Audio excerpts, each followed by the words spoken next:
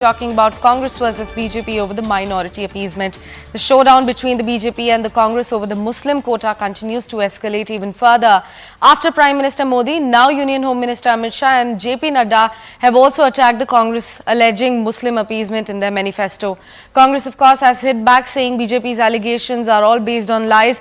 Congress, in fact, further added that nothing good is included in the manifesto of the BJP, and hence they are talking rubbish about Congress's manifesto.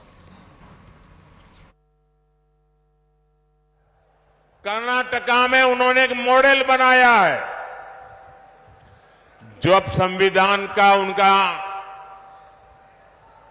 बेईमानी के साथ धर्म के आधार पर आरक्षण लाने की कोशिश की, सुप्रीम कोर्ट ने मना कर दिया, तो अब वो पिछले दरवाजे से खेल खेल रहे। और इसलिए उन्होंने क्या किया, कर्नाटका में ओबीसी को जो 27% आरक्षण संविधान ने दिया है, बाबा साहब आंबेडकर ने दिया है, भारत की संसद ने दिया है, उन्होंने क्या किया, रातों रात कर्नाटका में जितने भी मुसलमान समाज के लोग हैं, जरूरी नहीं है वो अगड़ा हो पिछड़ा हो, कुछ भी नहीं, सबके सब रातों रात एक कागज निकाला, ठप्पा मार दिया और कह दिया कि सारे के सारे मुसलमान ओबीसी है। और उसका परिणाम यह आया कि ओबीसी समाज का जो 27% का आरक्षण था, उसका बहुत बड़ा हिस्सा उन्होंने धर्म के नाम पर दे दिया। ओबीसी समाज का आरक्षण उन्होंने काट दिया। अब यही काम वो पूरे देश में करना चाहती है। बिहार में भी ये इनकी कर्नाटका जी फॉर्मूला है। वो इंडी गठबंधन वाले, यादव हो, मंडल हो, कुर्मी हो, कुशवाहा हो, निषाद हो, ऐसी जितनी भी पिछड़ी जातियां हैं, उनको जो आरक्षण मिला है, अब वो उसमें से डाका डालेंगे, लूट लेंगे और धर्म के नाम पर बांट देंगे, अपनी वोट बैंक को देना चाहते हैं। कांग्रेस के शाहजादे ने कहा है कि देश भर में हर परिवार की उसकी कमाई का, उसकी मिल्कत का, उसकी प्रॉपर्टी का सर्वे करेंगे।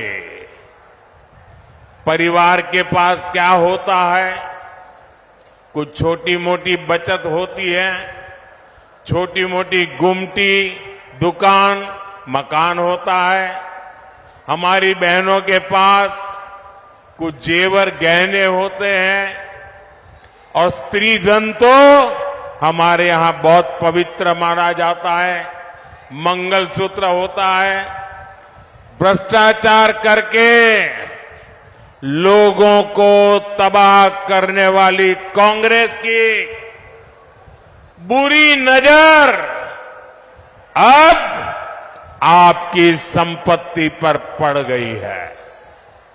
साथियों, कांग्रेस कहती है कि वो किसानों के घर और जमीन के सर्वे कराएगी और आप पर विरासत टैक्स लगाएगी, और कहते हैं वो एक्सरे निकालेंगे हर एक का, हर परिवार का एक्सरे निकालेंगे। कांग्रेस और इंडी गठबंधन का हिडन एजेंडा, छुपा हुआ एजेंडा है कि एससी, एसटी और ओबीसी का हक छीनकर मुस्लिमों को देना। कांग्रेस कहती है कि देश के संसाधनों पर पहला हक मुसलमानों का है, जबकि प्रधानमंत्री श्री नरेंद्र मोदी जी कहते हैं कि देश के संसाधनों पर पहला हक गरीबों का है। मैं हमेशा ये मानकर चल रहा था कि जेपी नड्डा साहब का पूरा नाम जगत प्रकाश नड्डा जी है। वो एक हमारे देश के जाने माने वरिष्ठ नेता हैं, बीजेपी के अध्यक्ष हैं, पर लगता है प्रधानमंत्री की हवा उनको लग गई है और वो झूठ प्रचार नड्डा बन गए। भाषण का उन्होंने गलत अर्थ निकालने की पूरी प्रयास की कि उन्होंने जो भाषण में कहा था यही मतलब था कि विकास का जो फल है, विकास का जो फायदा है, आर्थिक विकास का फायदा, वो प्राथमिकता हमें देनी चाहिए अनुसूचित जाति, अनुसूचित जनजाति, पिछड़े वर्ग, अल्पसंख्यक, महिला और युवाओं के। असली बात यह है कि बीजेपी भोकलाई हुई है, परेशानी में है। वो जानते हैं दक्षिण भारत में साफ और उत्तर और मध्य भारत में हाफ। इसलिए पुराने मुद्दे को जो जिस पर स्पष्टीकरण बार बार दिया गया है उसी को दोहरा रहे हैं। उनकी एक ही रणनीति है जो 35 दिन बाकी है, ध्रुवीकरण, ध्रुवीकरण, ध्रुवीकरण। कांग्रेस के घोषणा पत्र आने के बाद भारतीय जनता पार्टी के प्रति लोगों का रुझान और बढ़ा है, क्योंकि कांग्रेस ने अपने घोषणा पत्र में अपीसमेंट की उनकी पुरानी आदत को फिर से एक बार रिपीट किया है।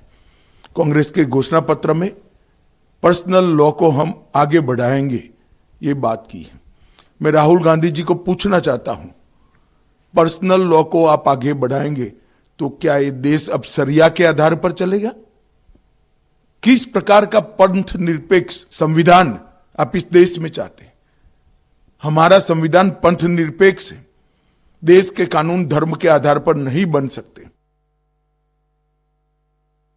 आज दूसरा चरण खत्म होगा। प्रधानमंत्री के पास बहुत सारे एजेंसीज हैं जो उनको खबर दे देती हैं, कुछ सही भी देती हैं हिम्मत जुटाकर। वो बताएंगी कि दूसरा चरण में भी साहब मामला गड़बड़ हो रहा है। फिर मैं आपके माध्यम से इस देश को चेतावनी देना चाहता हूं कि झूठ और बढ़ेंगे, नए नए झूठ आने वाले हैं और वो माफ कीजिएगा अफसोस के साथ कहना पड़ रहा है कि प्रधानमंत्री के मुंह से वो झूठ निकलेंगे। This is an election where we are looking at multiple things. One is we are looking at water, we are looking at national issues, about Hindutva the BJP is talking about. Mr. Amit Shah has just made a comment saying that, he's asked a question, Mr. Rahul Gandhi, if you bring personal law, will there be Sharia law in the country? How do you react to this, sir? See, whenever they had power, they could not implement anything. Now they are just promising things. So no implementation has done for the development of the country or any development of the individual. Price rise is in a peak. Unemployment problem is a peak. Let them come out with a solution. They have not come out with a solution. It is the fag end of their political journey. 10 years rule has been ended. People are looking at a new phase of public life.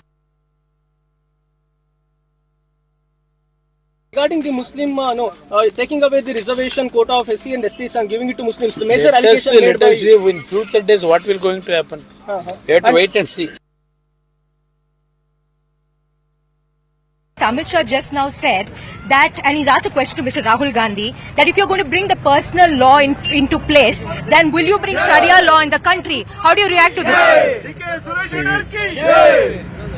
they wanted to create a nuisance in the country. They don't want to, they are not talking about development. Past 10 years, people have given a very good mandate to India government, BJP government. Why they are going back, I don't know. Why they are confusing, I don't know. This is, I think, they are in a desperate mood. Sharia, and so do you think, how do you react to this question about will it be Sharia law in India? No, I don't want to comment on this. We will discuss on later after election, not now. This is not the election agenda. Election agenda is the development agenda. We want to talk about development, not with any other issues, regional conversion issues and other things.